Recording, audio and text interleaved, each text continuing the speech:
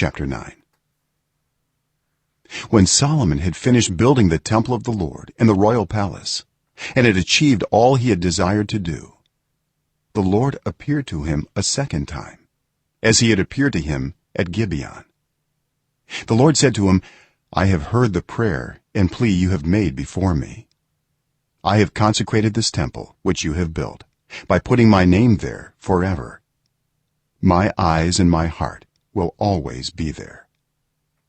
As for you, if you walk before me faithfully with integrity of heart and uprightness, as David your father did, and do all I command and observe my decrees and laws, I will establish your royal throne over Israel forever, as I promised David your father when I said, you shall never fail to have a successor on the throne of Israel.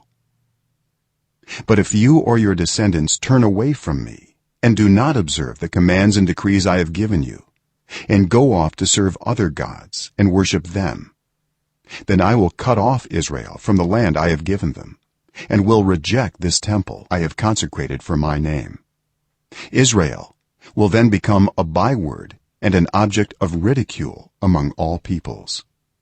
This temple will become a heap of rubble. All who pass by will be appalled and will scoff and say, why has the Lord done such a thing to this land and to this temple? People will answer, because they have forsaken the Lord their God, who brought their ancestors out of Egypt, and have embraced other gods, worshiping and serving them.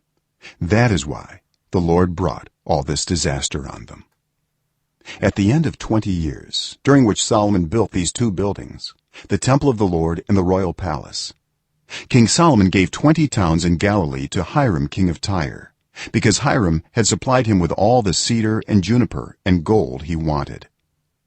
But when Hiram went from Tyre to see the towns that Solomon had given him, he was not pleased with them.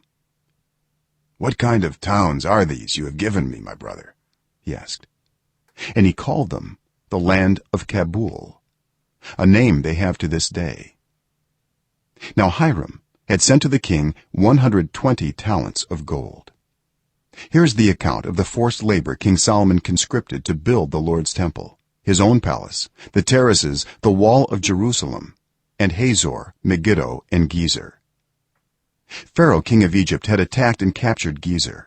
He had set it on fire. He killed its Canaanite inhabitants and then gave it as a wedding gift to his daughter, Solomon's wife. And Solomon rebuilt Gezer. He built up Lower Beth-horon, Baalath, and Tadmor in the desert within his land, as well as all his store cities and the towns for his chariots and for his horses.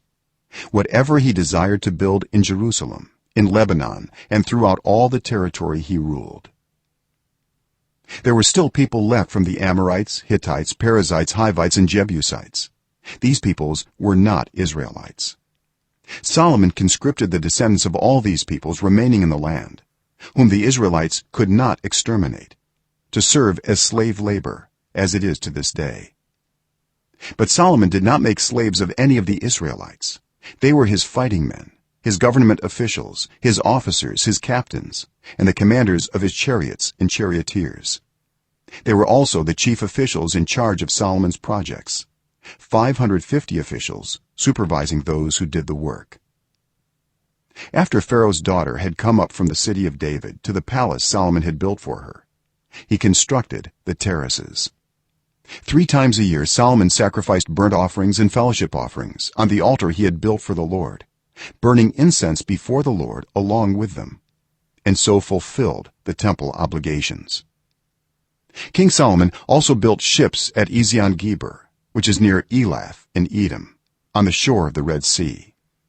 And Hiram sent his men, sailors who knew the sea, to serve in the fleet with Solomon's men. They sailed to Ophir and brought back 420 talents of gold, which they delivered to King Solomon.